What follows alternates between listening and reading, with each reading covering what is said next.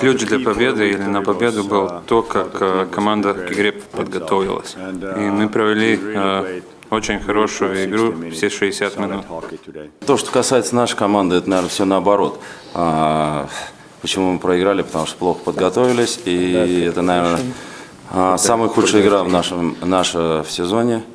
Хорошо, что наступает перерыв, будет время как следует подготовиться к следующему этапу. А насколько вот отразилась предыдущая игра, когда проиграли 5-0, хотя не заслуживали по счету именно на сегодняшний матч?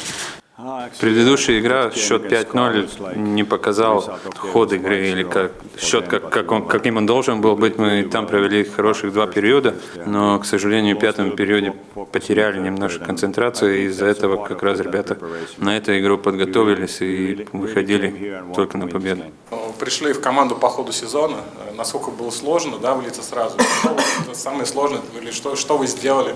Тренер говорит спасибо уже тренеру Сикори, который провел огромную работу перед этим с командой во время подготовки.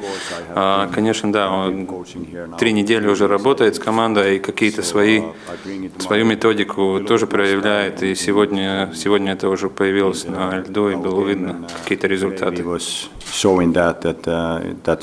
Алексей Николаевич, вот вы после прошлого матча сказали, что в принципе нельзя какую-то тенденцию выделять после поражения Риги и Братиславы.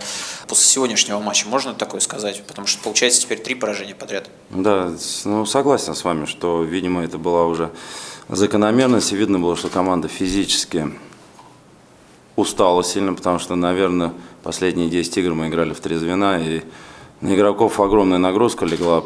Но не хватило сил, это первое. Когда нет физического состояния, то о чем-то говорить тяжело.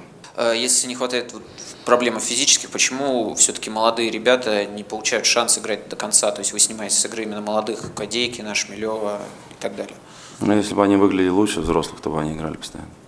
Чемпионат.ком – один из ведущих спортивных интернет-порталов страны. Эксклюзивные видео и фотогалереи, новости, интервью, результаты матчей. Нет времени объяснять. Заходи на Чемпионат.ком.